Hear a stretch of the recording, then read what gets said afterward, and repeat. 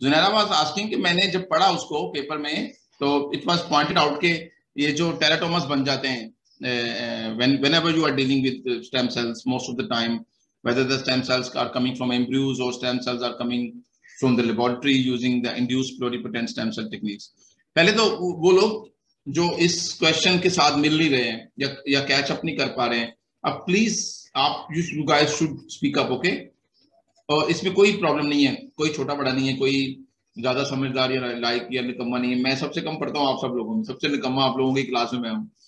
So teratomas are like you can say weird structures. A cell started becoming, उसको cell को पता ही नहीं मैं क्या बन रहा हूँ। Sometime it become like an epithelial cells, a collection of mesenchyma, epithelial cells. They are like mixture of different types of cells, a kind of cancer. They are a sort of cancer. So ये एक इशारा है, एक indication है कि प्लूरिपोटेंसी जो है that gone weird, प्लूरिपोटेंसी go out of control. और ये बहुत बहुत बहुत बहुत इंपॉर्टेंट पॉइंट है और इसको समझने के लिए जरूरी है कि ये क्वेश्चंस पेपर में क्यों लोग कर रहे हैं और क्यों आ रहे हैं। Understand one thing, that there is a difference between knowing the path and walking on the path.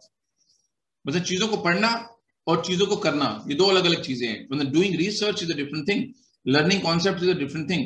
When you study stem cells you just know the tip of the iceberg. Actually tip of the iceberg भी बड़ी बात है, you know nothing by the way. But when you start doing experiment, अगर अभी आप lab में चले जाएं and you will start working on stem cell research, आपको शायद अगले 6 महीने इस बात में लग जाए how to extract the stem cells, और आपको कई महीने लगते हैं ये बात समझने में how to keep the stem cells as stem cells, और फिर कई साल लगते हैं यानी कि 1-2 साल लगते हैं इस बात में एक्सपर्टी डेवलप करने में कि how to transform the stem cells into different types of other type of cells. Lot of complication, delicacies are involved in the experimental procedures. उसमें कॉन्सेप्ट्स पर आपकी एक्सपर्टीज इन्वॉल्व है, कैसे आप ये चीज एक्सिक्यूट करेंगे। So it's like when you are learning things and when you are doing things, they are two different world's.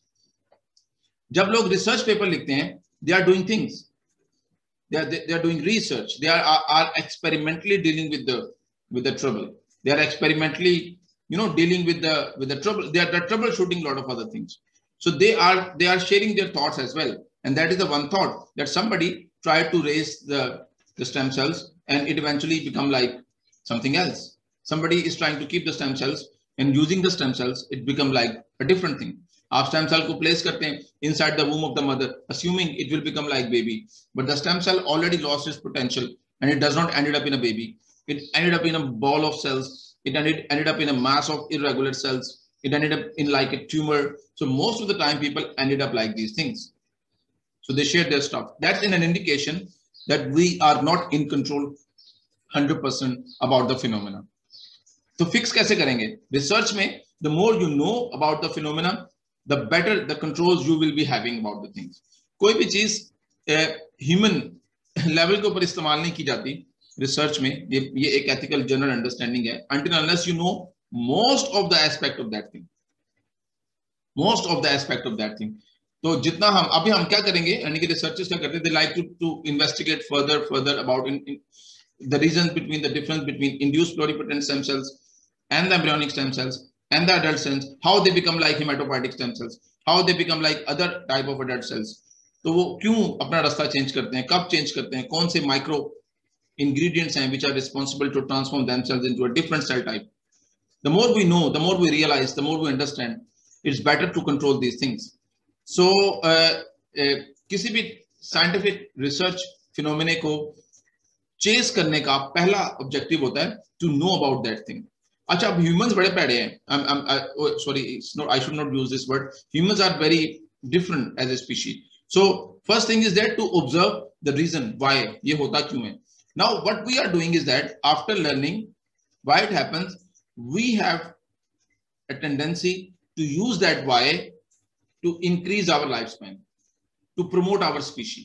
तो जब हम कुछ चीज सीखते हैं इस तरह की साइंटिफिक या बायोलॉजिकल या कोई भी अंडरस्टैंडिंग नेचर के बारे में हम डिस्कवर करते हैं, we try to use that thing to increase the mortality of human race, to increase the quality of human. हम ऐसे करने की कोशिश करते हैं.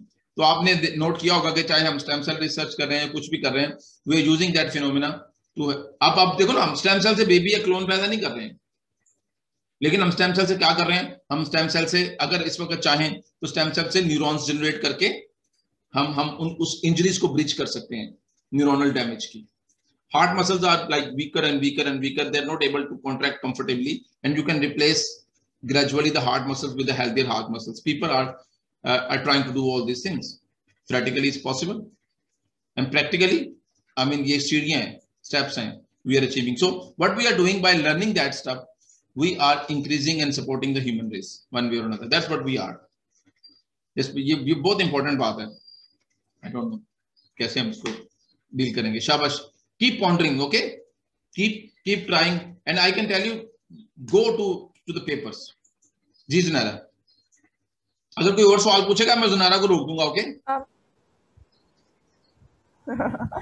Sir, जो the second method of injecting stem cells that you just described, injury के case में, so अगर हम उसको different के इंजेक्ट करते हैं तो वो सिंथेसाइज होने का लोग मसल सेल्स में कर रहे हैं, कार्डियक सेल्स में कर रहे हैं, तो क्या वो सेल्स इंटीग्रेट हो जाते हैं बॉडी के सेल्स के साथ, और do they stay separate? Because tissue तो और तरह का है ना वो. मैं मिडिल में आपकी आवाज लॉस होगी, but I get your question. आप जो क्वेश्चन कर रही है वो प्रैक्टिकल इंप्लीकेशंस हैं. आप जो क्वेश्चन कर रही है वो प्रैक्टिकल टेक्निकल इश्यूज हैं कि मेरे पास एक स्टेम सेल है, मैंने उसे कमिट कर दिया है कि ये हार्ट मसल सेल्स बन जाएंगे 2 दिन में. Am I right, Junaira? मेरे पास एक स्टेम सेल है, मैंने इसको कंडीशंस दी हैं, एंड आई कमिटेड, और उसने कमिटमेंट शो कर दिया कि 2 दिन के बाद ये हार्ट मसल सेल्स बन जाएंगे. अब प्रैक्टिकल आपका कंसर्न ये है कि मैं एक्सपेरिमेंट कर रहा हूं, लेट्स एक्सपेरिमेंट ऑन माइस. अब चूहे का दिल जो है वो कमजोर है और मैं उसके हार्ट मसल्स में वो इंजेक्ट कर रहा हूं ना. I need practical expertise that how to keep those cells out there. ये क्वेश्चन है आपका, एम राइट?